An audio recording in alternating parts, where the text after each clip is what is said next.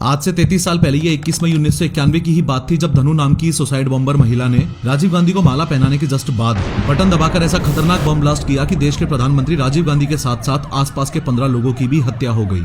असल में हुआ ये था कि राजीव गांधी की हत्या से 6 घंटे पहले यानी 4 बजे श्रीलंका में लोकेटेड जो इंडियन एम्बेसी थी उसमें एक अननोन कॉल आया और कॉल करने वाले ने पूछा कि क्या राजीव गांधी अभी भी जिंदा हैं। हालांकि राजीव गांधी जिंदा भी थे और आने वाले इलेक्शन के लिए देश भर में रैलियां भी कर रहे थे। इस अननोन कॉल के 2 घंटे बाद यानी शाम को 6 बजे राजीव गांधी विशाखापट्टनम की एक इलेक्शन रैली से फ्री होकर एयरपोर्ट की तरफ जा रहे थे ताकि चेन्नई के पास श्री पेरम्बदूर में होने वाली एक और रैली को अटेंड कर सकें। अब जैसे ही राजीव गांधी विशाखापट्टनम एयरपोर्ट पर पहुंचे तो पायलट ने उन्हें बताया कि वो अभी फ्लाई नहीं कर सकते क्योंकि एयरप्लेन के कम्युनिकेशन डिवाइस में कुछ खराबी है। जितनी देर कम्युनिकेशन डिवाइस सही किया जा रहा था उतनी देर राजीव गांधी वहीं एयरप्लेन के पास बैठे रहे, लेकिन जैसे जैसे टाइम बहुत ज्यादा लगने लगा वैसे ही राजीव गांधी वहां से चल पड़े। आज अटैक वाले दिन यानी 21 मई 1991 को राजीव गांधी ने ये डिसाइड किया कि वो विशाखापट्टनम में ही सरकारी गेस्ट हाउस में रुकेंगे। अपनी टीम के साथ राजीव गांधी का काफिला कुछ ही दूरी तय कर पाया था कि तभी एक पुलिस ऑफिसर बाइक से राजीव गांधी की कार का पीछा करने लगता है। थोड़ी ही देर में उसने राजीव गांधी की कार को रुकवाकर उनको बताया कि एयरप्लेन ठीक हो गया है, अगर आप चेन्नई जाना चाहते हैं तो एयरप्लेन आपका वेट कर रहा है। ये सुनते ही राजीव गांधी ने तुरंत यू टर्न लेकर अपनी कार को इतनी तेजी से दौड़ाया कि उनकी टीम पीछे ही रह गई और बताया जाता है कि वो हवाई जहाज में बैठकर चेन्नई के लिए रवाना भी हो गए। यहाँ ये सुनकर आपको थोड़ा अजीब लगेगा कि अरे ये कैसा प्रधानमंत्री है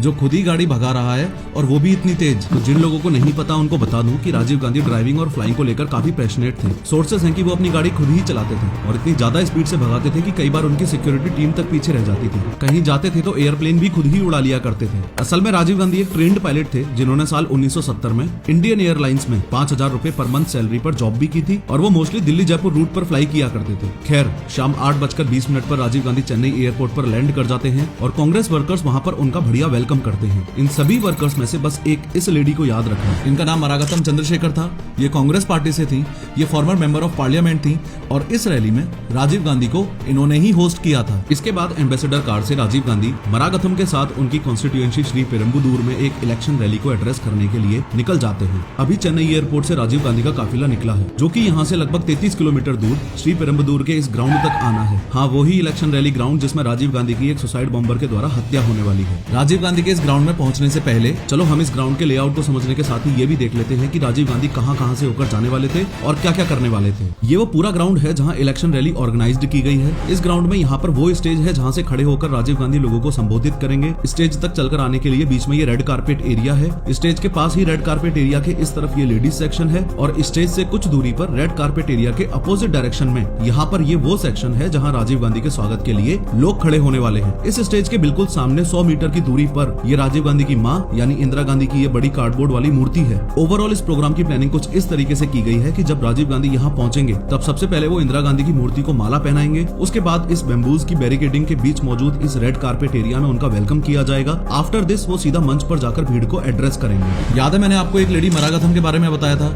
जो राजीव गांधी को इस रैली में होस्ट कर रही हैं और उनके साथ उन्हीं की गाड़ी में इस रैली ग्राउंड की तरफ आ रही हैं। उन्हीं का एक असिस्टेंट था जिसका नाम था एजे डॉस और इस इलेक्शन रैली के पूरे अरेंजमेंट और प्लानिंग की जिम्मेदारी एजे डॉस की ही थी। अब डॉस की प्लानिंग के अकॉर्डिंग यहाँ रेड कारपेट एरिया के पास टोटल 21 लोग राजीव का वेलकम करेंगे, जिसमें से ये 3 लोग माला पहनाएंगे और ये 18 कांग्रेस कार्यकर्ता और पत्रकार राजीव से मिलेंगे। ये सब कुछ डिसाइडेड था, लेकिन लास्ट मोमेंट पर मरागतम की बेटी की रिक्वेस्ट पर इस औरत और इसकी बेटी को भी इस एरिया में रहकर एक्स पीएम राजीव गांधी से मिलने की परमिशन दे दी जाती है। यहाँ आपको बता दूं कि इस बच्चे का नाम कोकिला है जो कि आज राजीव गांधी को एक कविता सुनाएगी। इस बात पर भी ध्यान दो कि उस दिन चेन्नई में राजीव गांधी के लिए सिक्योरिटी अरेंजमेंट्स काफी अच्छे थे क्योंकि ऐसा माना जा रहा था कि एक्स पीएम उस ड्यूरेशन में कई टेररिस्ट ग्रुप्स के टारगेट पर ऑलरेडी थे। अब एक बार यहाँ के सिक्योरिटी अरेंजमेंट्स भी देख लेते हैं। इस पूरे एरिया की सिक्योरिटी के लिए आईपीएस ऑफिसर आर.के. राघवन के नेतृत्व में यहाँ पर 300 पुलिस वाले तैनात हैं। रेड कारपेट एरिया में राजीव गांधी से मिलने वाले इन 23 लोगों पर नजर रखने और इनकी मेटल डिटेक्टर से थोरोली चेकिंग करने की रिस्पॉन्सिबिलिटी इन सब इंस्पेक्टर्स और कांस्टेबल्स की है। इस सब इंस्पेक्टर को तलाशी के बाद डिसाइड करना था कि ये लोग राजीव गांधी के वेलकम के लिए इस रेड कारपेट एरिया में खड़े हो सकते हैं या नहीं।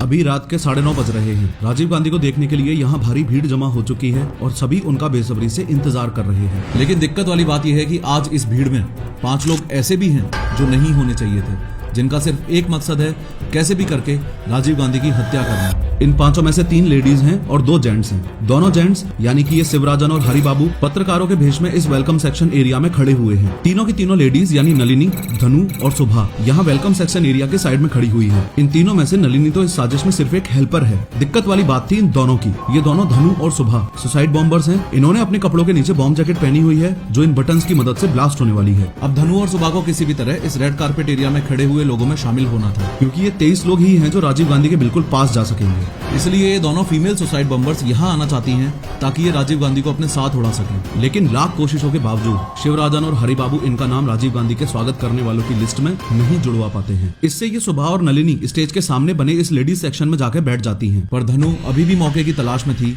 कि कैसे भी करके रेड कारपेट एरिया में एंट्री मिल जाए। इसी बीच अचानक से यहाँ काफी ज्यादा लोग एक साथ आकर डॉस से जिद करते हैं कि उनका नाम भी इस लिस्ट में ऐड करो ताकि वो भी राजीव गांधी से मिल सके। इससे यहाँ रेड कारपेट एरिया के आसपास अचानक अफरा तफरी सी मच जाती है। इस वेलकम सेक्शन को भी आगे इस वीडियो में रेड कारपेट एरिया से रेफर किया गया है। इस मौके का फायदा उठाकर धनु जल्दी से इन माँ बेटी के पीछे आकर खड़ी हो जाती है। हालांकि पुलिस इस भीड़ को यहाँ से हटाती है, लेकिन धनु पर अब भी किसी का कोई शक नहीं होता। ये यहीं रेड कारपेट एरिया में खड़ी रहती है। इसी बीच जल्दी से डॉस स्टेज की ओर दौड़ता है और स्टेज पर पहुंचकर माइक से अनाउंस करता है कि राजीव गांधी यहाँ पहुंचने वाले हैं। तभी राजीव गांधी के काफिले की ग्राउंड में एंट्री होती है। अब राजीव गांधी ने इंदिरा गांधी के स्टैच्यू पर माला पहनाई और मंच की ओर आने लगते हैं। जब राजीव रेड कारपेट एरिया में पहुंचे तो इन लोगों ने इन्हें चादर उड़ाकर इनका स्वागत किया। मरागथम ने राजीव से पार्टी के अन्य कार्यकर्ताओं को भी मिलवाया। अब आदमियों से मुलाकात के बाद राजीव इन 3 लेडीज से मिलने के लिए आगे बढ़े। इनमें से इस बच्ची यानी कोकिला ने राजीव गांधी को कविता सुनाई। तभी यहाँ लोगों की भारी भीड़ पुलिस के सुरक्षा घेरे को तोड़कर राजीव गांधी से मिलने आ जाती है। इससे राजीव गांधी को एक सिक्योरिटी ऑफिसर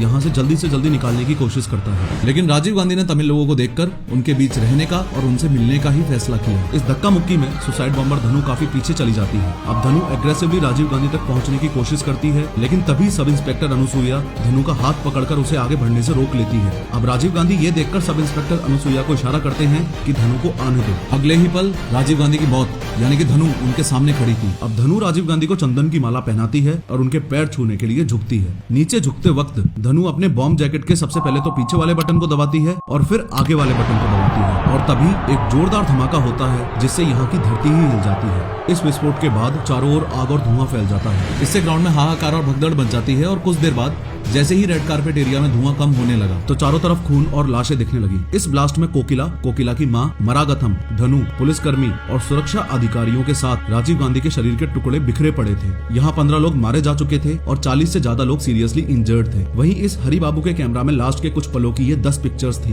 देश में इतना बड़ा हादसा हुआ, एक पूर्व प्रधानमंत्री को पुलिस वालों के सामने सुसाइड बॉम्बर्स ने जान से मार दिया। पर उस 21 मई 1991 की दहशतगर्द रात को पूरा भारत सिर्फ एक ही सवाल से जूझ रहा था, राजीव गांधी को किसने मारा और क्यों मारा। आज की इस वीडियो में 3D एनिमेशन की मदद से इस असैसिनेशन की पूरी प्लानिंग को स्टेप बाय स्टेप समझेंगे और ये भी देखेंगे कि इंडियन एम्बेसी में उस शाम 4 बजे जो कॉल आया था उसको सीरियसली क्यों नहीं लिया गया। लेकिन हर बार की तरह शुरू से शुरू करते हैं। देखो, ये है अपना भारत और ये रहा श्रीलंका। श्रीलंका को आजादी साल 1948 में मिली थी, तो ऑब्वियस सी बात हुई कि उससे पहले यहाँ ब्रिटिशर्स का राज चलता था। अब श्रीलंका के मैप को एकदम केयरफुली समझो। ब्रिटिशर्स के टाइम श्रीलंका के इस हाईलाइटेड एरिया में तमिल रहते थे और इस रिमेनिंग लैंड में सिन्हलीज यानी बौद्ध धर्म को मानने वाले लोग रहते थे। वीडियो में ऐसी जगह पर यह बात भी आपको 100% क्लियर हो जानी चाहिए कि राजीव गांधी की मौत का कारण इन तमिल और सिन्हलीज लोगों के बीच की लड़ाई ही थी।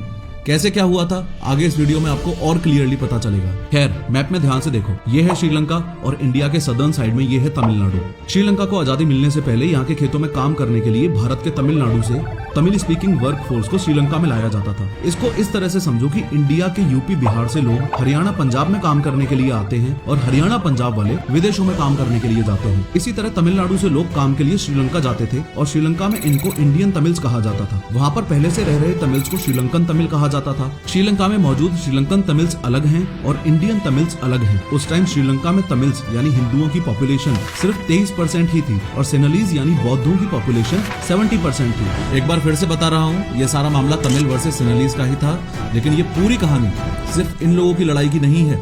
इसमें और भी ज्यादा अनबिलीवेबल ट्विस्ट है। अब जब श्रीलंका को आजादी मिली तो उस समय गवर्नमेंट पोस्ट पर ज्यादातर लोग तमिल थे और तमिल लोगों ने अपनी मेहनत के बलबूते पर यह मुकाम हासिल किया था। लेकिन प्रॉब्लम ये थी कि सिन्हलीज लोगों को यानी कि बौद्ध कम्युनिटी के लोगों को ये डर था कि कहीं तमिलियंस उन पर ओवर पावर न कर दें, यानी कि वो कहीं उनके मालिक न बन जाएं। इसलिए 1948 में श्रीलंका को आजादी मिलने के बाद सिन्हलीज गवर्नमेंट ने तमिल लोगों को साइडलाइन करने के लिए काफी सारे अनवाइज्ड डिसीजंस लिए। जैसे सबसे पहले इंडिया से माइग्रेटेड तमिल्स की वोटिंग राइट्स छीन लिए, इंग्लिश की जगह सिन्हाला लैंग्वेज को श्रीलंका की ऑफिशियल लैंग्वेज डिक्लेयर कर दिया, सिन्हलीज स्टूडेंट्स को एजुकेशनल रिजर्वेशन दे दिया और कुछ साल बाद 1972 में एक नया संविधान लागू करके देश का प्राइमरी रिलीजन बुद्धिज्म अनाउंस कर दिया एक्सेट्रा। सिन्हलीज कम्युनिटी ने श्रीलंका में ओवरऑल ये सिचुएशन कर दी कि तमिलियंस का वजूद ही खत्म हो जाए, और अगर तमिलियंस इन अनफेयर डिसीजंस के खिलाफ आवाज उठाते थे तो श्रीलंकन गवर्नमेंट श्रीलंका के तमिल रीजन्स में मिलिट्री लगा देती थी और आवाज उठाने वालों के साथ बलात्कार करके उनके पूरे परिवार को गोली मार दी जाती थी। तमिलियन लोगों पर इन सभी अत्याचारों के चलते इस असल कहानी में एंट्री होती है एक ऐसे बंदे की जिसने राजीव गांधी की हत्या करवाई,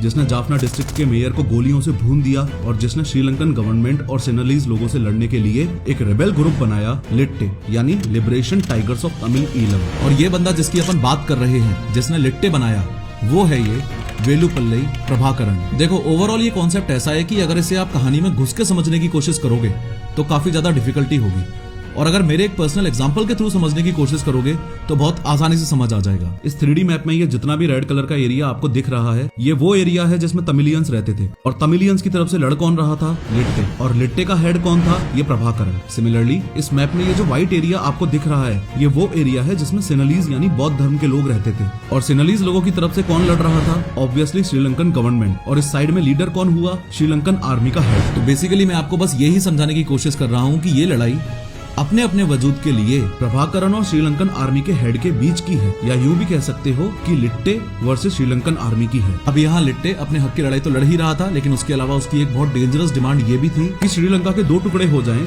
जिसमें से जितना भी तमिल लोगों का एरिया था वो अपना एक अलग इंडिपेंडेंट कंट्री होना चाहिए, तमिल ईलम। लिट्टे के फुल फॉर्म को भी अगर दोबारा देखोगे तो इसमें भी आपको नोटिस होगा liberation tigers of Tamil Eelam. खैर, जो एक्सपेक्टेड था वही हुआ। लिट्टे के फॉर्मेशन के बाद श्रीलंका में रहने वाले तमिल लोग तो सेफ हो गए, लेकिन लिट्टे और श्रीलंकन गवर्नमेंट में ऐसा युद्ध हुआ जो सोच से भी परे था। दोनों ग्रुप्स एक दूसरे को जितना ज्यादा से ज्यादा नुकसान पहुंचा सकते थे उतना ज्यादा से ज्यादा नुकसान पहुंचाया। दूसरे ग्रुप्स की फीमेल्स के साथ रेप कर दिए जाते थे, हजारों लोगों की जानें भी गईं, और एक समय ऐसा आ गया जब इंडिया में मौजूद जो तमिल लोग थे उन्होंने इंडियन गवर्नमेंट पर दबाव बनाना शुरू किया कि श्रीलंका में जो सिविल वॉर चल रहा है उसमें इंडियंस भी सफर कर रहे हैं, तो इंडियन गवर्नमेंट को श्रीलंका के मैटर में इंटरफेयर करना चाहिए। यहाँ इस बात को भी अच्छे से समझना कि इसी दौरान इंदिरा गांधी को उनके बॉडीगार्ड्स ने जान से मार दिया था, और सिर्फ 40 की एज में राजीव गांधी नए नए देश के प्रधानमंत्री बने थे, the youngest prime minister of India. जिन लोगों को नहीं पता उनको बता दूं कि इसी professor of how YouTube channel पर मैंने इंदिरा गांधी हत्याकांड की 3D animated short film publish कर रखी है, वो भी जरूर देखना। खैर, तमिल लोगों की डिमांड्स को मद्देनजर रखते हुए उस समय के भारत के प्रधानमंत्री ये डिसाइड करते हैं कि वो तमिल लोगों की मदद करेंगे। इसी समय राजीव गांधी ने इन श्रीलंकन तमिलियन की हेल्प के लिए इंडिया से श्रीलंका कुछ बिना हथियारों वाली इंडियन नेवी शिप से कई टन खाना और दवाइयां भेजी, लेकिन श्रीलंकन नेवी ने इन सभी शिप्स को वापस मोड़ दिया। इसके 2 दिन बाद दिल्ली स्थित श्रीलंकन हाई कमीशन को इन्फॉर्म किया गया कि इंडियन एयरफोर्स श्रीलंका के तमिल बहुल एरिया में ऑपरेशन पूमलाई करने जा रही है, जिसमें इंडिया की तरफ से वॉर सर्वाइवर्स के लिए खाना और मेडिकल चीजें ड्रॉप की जाएंगी। अगर अब की बार श्रीलंकन फोर्सेस ने रोका तो भारत इसको बर्दाश्त नहीं करेगा। अब इंडिया से 5 मिलिट्री एयरक्राफ्ट में लगभग 25 ton food and medicine in 4 Mirage fighter jet के एस्कॉर्टिंग के साथ नॉर्थ श्रीलंका में एयर ड्रॉप किया जाता है, और इंडियन गवर्नमेंट सख्ती से श्रीलंकन गवर्नमेंट को तमिलियंस पे हो रहे अत्याचार को रोकने के लिए बोलती है। यहाँ आपको बता दूं कि इंडियन गवर्नमेंट का स्टैंड एकदम क्लियर था कि श्रीलंका में तमिल्स को उनका हक मिले और ये सिविल वॉर खत्म हो। अब जैसे ही इंडिया ने ऑपरेशन पूमलाई किया, वैसे ही श्रीलंका बोला कि इस पूरे सिविल वॉर के मामले में हम इंडिया से बातचीत करना चाहते हैं। इस मामले में बातचीत के लिए इंडियन पीएम राजीव गांधी श्रीलंका की कैपिटल में पहुंचते हैं, यानी कि यहाँ कोलंबो में पहुंचते हैं। इस सीन को अच्छे से समझ लो। आज दिन है 29 जुलाई 1987 का। ये श्रीलंकन प्रेसिडेंट JR जयवर्धने हैं और ये Indian prime minister Rajiv Gandhi है। इन दोनों के सामने ये जो डॉक्यूमेंट आपको दिख रहा है, ये इंडिया श्रीलंका पीस अकॉर्ड है। आसान भाषा में समझाऊं तो ये एक ऐसा शांति समझौता है जिसकी बेसिकली 2 डिमांड्स हैं। सबसे पहले डिमांड तो ये कि श्रीलंकन गवर्नमेंट श्रीलंका के तमिल्स को उनके राइट्स और सभी फैसिलिटीज प्रोवाइड करेगी, लेकिन बदले में श्रीलंका में मौजूद सभी तमिल मिलिटेंट्स ग्रुप को अपने हथियार डालने होंगे, या यूं कह लो कि लिट्टे को अपने हथियार डालने होंगे। लेकिन यहाँ एक छोटा सा ट्विस्ट है। सबको पता था कि इतनी मारकाट होने के बाद और इतनी जाने गंवाने के बाद लिट्टे इतनी आसानी से तो हथियार सरेंडर करने नहीं वाला, इसलिए आज पीस अकॉर्ड साइन करने से 2 दिन पहले ही यानी 27 जुलाई को ही राजीव गांधी ने लिट्टे हेड प्रभाकरण को दिल्ली में एक मीटिंग के लिए बुला लिया था, जिसमें राजीव गांधी ने प्रभाकरण को समझाया कि ऐसे ऐसे 2 दिन बाद शांति समझौता पे साइन किया जाएगा तो मान जाना। प्रभाकरण ने पहले तो थोड़ी सी नानुकर की, लेकिन उसके बाद वो समझौते के लिए मान जाता है। अब आज यानी 29 जुलाई 1987 को इधर श्रीलंका के कोलंबो में समझौते पर साइन हो गए हैं। लेकिन यहाँ आपको एक बात बता दूं कि कोलंबो में पिछले कुछ दिनों से ब्रूटल राइट्स हो रहे हैं, लेकिन ये राइट्स आज इतने ज्यादा वायलेंट हो गए हैं कि दंगाइयों ने श्रीलंका के प्रेसिडेंट जयवर्धने के घर का एक पार्ट जला दिया। अब इस राइट को रोकने के लिए प्रेसिडेंट जयवर्धन ने राजीव गांधी से कहा कि वो श्रीलंकन फोर्सेस को श्रीलंका के इन तमिल एरियाज में से यहाँ कोलंबो वापस बुलाना चाहते हैं और साथ में इंडियन पीएम राजीव गांधी से इंडियन फोर्सेस का सपोर्ट मांगते हैं। अब आर्मी सपोर्ट के लिए पीएम राजीव गांधी तैयार हो जाते हैं और मात्र 6 घंटे में इंडियन पीस कीपिंग फोर्स यानी कि IPKF इंडिया से श्रीलंका आ जाती है। ये बात सुनने में आपको थोड़ी सी अजीब लगेगी, लेकिन एक्सपर्ट्स मानते हैं कि राजीव गांधी का ये बहुत ही बचकाना डिसीजन था। अगर आप भी इसको अच्छे से विजुअलाइज करोगे तो आई एम श्योर आपको भी कुछ ऐसा ही फील होगा। देखो, ओवरऑल ये लड़ाई बस इस बात की थी कि श्रीलंकन आर्मी वर्सेस लिट्टे की लड़ाई चल रही थी। शांति समझौता साइन करते वक्त जो कोलंबो में राइट्स हुए उनका समाधान करने के लिए श्रीलंकन आर्मी वापस कोलंबो आ गई और खुद के बदले लिट्टे के सामने किसको खड़ा कर दिया? IPKF यानी इंडियन पीस कीपिंग फोर्स। अब इंडियन पीस कीपिंग फोर्स में कौन है? इंडियंस। लिट्टे में भी कुछ मात्रा में कौन है? इंडियन तमिल्स यानी इंडियंस। अब राजीव गांधी के इस एक डिसीजन की वजह से भारतीय नागरिक के सामने लड़ने के लिए खड़ा हुआ था। यहाँ से एक बहुत बड़ी चीज हमको ये भी सीखने को मिलती है कि देश के प्रधानमंत्री के पास एक्सट्रीम डिप्लोमेटिक समझ होना कितना ज्यादा जरूरी है। एक गलत डिसीजन और हजारों लोगों की मौत। अनफॉर्चुनेटली इस केस में भी यही हुआ। लिट्टे ने हथियार डालना शुरू तो किया, लेकिन समय के साथ IPKF और लिट्टे के रिलेशंस इस कदर बिगड़ गए कि दोनों तरफ से खतरनाक युद्ध हुआ और हजारों लोगों ने अपनी जान गंवाई, इंक्लूडिंग इंडियन सोल्जर्स। एनीवेज, उस पीस अकॉर्ड साइन के अगले दिन यानी 30 जुलाई 1989 को श्रीलंका में राजीव गांधी को श्रीलंकन फोर्सेस द्वारा गार्ड ऑफ ऑनर दिया जा रहा था। तभी अचानक से एक सेलर राजीव गांधी पर अपनी राइफल से बट अटैक कर देता है, यानी राजीव गांधी बाल बाल बचते हैं। ये पहली बार था जब किसी श्रीलंकन ने राजीव गांधी पर अटैक किया था। अब नो डाउट लिट्टे और IPKF वाले आपस में लड़ रहे थे, लेकिन इस असल कहानी में एक और अनबिलीवेबल ट्विस्ट तब आया जब श्रीलंका में हुए इलेक्शंस में रणसिंघे प्रेमदासा नए प्रेसिडेंट बनते हैं। प्रेमदासा जैसे ही प्रेसिडेंट बने तो उन्होंने कुछ ऐसा किया जो किसी ने सपने में भी नहीं सोचा था। उन्होंने लिट्टे से ही हाथ मिला लिया। पिछले 2 सालों में लड़ के IPKF ने लिट्टे को ऑलमोस्ट खत्म ही कर दिया था। अब मरता क्या ना करता, लिट्टे ने भी प्रेमदासा के शांति प्रस्ताव को एक्सेप्ट किया और श्रीलंकन गवर्नमेंट से हाथ मिला लिया। लेकिन प्रभाकरण इस लेवल का चंट आदमी था, उसने शांति समझौता एक्सेप्ट करते वक्त प्रेमदासा के आगे एक शर्त भी रख दी और वो शर्त ये है कि पहले IPKF को श्रीलंका से निकालो। इससे अब श्रीलंकन प्रेसिडेंट प्रेमदासा IPKF को श्रीलंका छोड़ने के ऑर्डर दे देते हैं। इधर अपने इंडिया में भी इलेक्शन होते हैं, राजीव गांधी इलेक्शन हार जाते हैं और नई सरकार बनती है। राजीव गांधी प्रधानमंत्री पद से हट जाते हैं और देश के नए प्रधानमंत्री बनते हैं जन मोर्चा पार्टी के विश्वनाथ प्रताप सिंह यानी कि VP सिंह। अब इंडिया में VP सिंह की सरकार IPKF को मार्च 1990 में वापस इंडिया बुला लेती है। अब तक IPKF ने श्रीलंका में अपने 1248 सोल्जर्स खो दिए थे और 1000 करोड़ इंडियन रुपीस से ज्यादा ऐसे युद्ध में खर्च किए जो हमारा था ही नहीं। बात साल 1991 की है, सब कुछ सही चल रहा था और लिट्टे की सबसे बड़ी दुश्मन यानी इंडियन पीस कीपिंग फोर्स यानी IPKF वापस भारत आ चुकी थी। तभी एक दिन एक प्रेस कॉन्फ्रेंस में राजीव गांधी ने एक ऐसी बात बोल दी जो आगे चलकर उनकी मौत का कारण बनी। राजीव गांधी प्रेस कॉन्फ्रेंस में बोलते हैं कि राजीव गांधी की सरकार अगर वापस पावर में आती है तो वो IPKF को फिर से श्रीलंका भेजेंगे। अब जैसे ही प्रभाकरण ने रेडियो पर यह बात सुनी, उसका खून खौलने लगा। ये आज का ही दिन था जब प्रभाकरण ने यह ठान लिया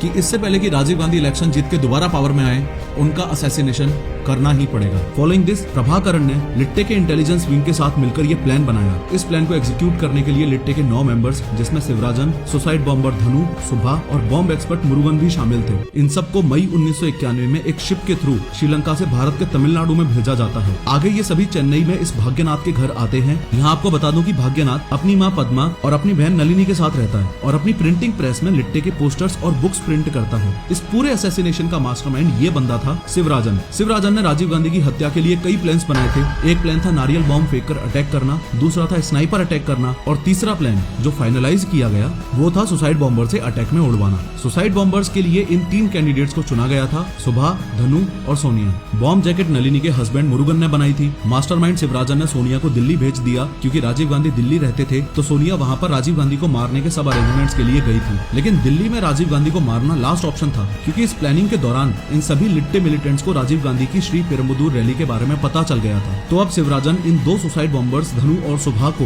यहीं चेन्नई में ही रोक लेता है। इस समय यानी मई 1991 में इंडिया में इलेक्शन होने वाले हैं। अब चुनाव प्रचार के दौरान शिवराजन की टीम ने राजीव गांधी की हत्या की रिहर्सल का प्लान बनाया, जिसमें ये सभी देखना चाहते हैं कि देश की एक्स पीएम की सिक्योरिटी कैसी होती है और एक्स पीएम तक कैसे पहुंचा जा सकता है। इस समय वीपी सिंह भी प्रधानमंत्री नहीं थे, उनकी सरकार भी गिर चुकी थी। अब शिवराजन, धनु, सुभा और Nalini x PM VP Singh को माला पहनाने के लिए उनकी चेन्नई रैली में आते हैं। यहाँ पर धनु और सुभा वीपी सिंह को माला पहना देती है, लेकिन नलिनी जो यहाँ इस मोमेंट की फोटो खींचने आई थी वो इस समय नर्वस हो जाती है और फोटो नहीं खींच पाती है। ये सब देख के इस प्लान का मास्टरमाइंड बहुत गुस्सा करता है। इस रिहर्सल से इन लिट्टे मिलिटेंट्स को सिक्योरिटी से लेकर एक्स पीएम राजीव गांधी के पास कैसे पहुंचना है इसका अंदाजा लग गया है। अब 21 मई 1991 यानी राजीव गांधी के जीवन के आखिरी दिन ये धनु और सुभा अपने बॉम्ब वेस्ट पहनती हैं। इसके बाद ये पांचों शाम को चेन्नई से श्री पेरम्बदूर में राजीव गांधी की रैली को अटेंड करने के लिए इस ग्राउंड में पहुँचते हैं। यहाँ आपको बता दूं कि शिवराजन हरि बाबू को आज 50,000 रूपए दे के यहाँ लाया है ताकि ये राजीव गांधी के असैसिनेशन की फोटोज ले सके। यहाँ शिवराजन और हरि बाबू पत्रकारों के वेश में आए हैं।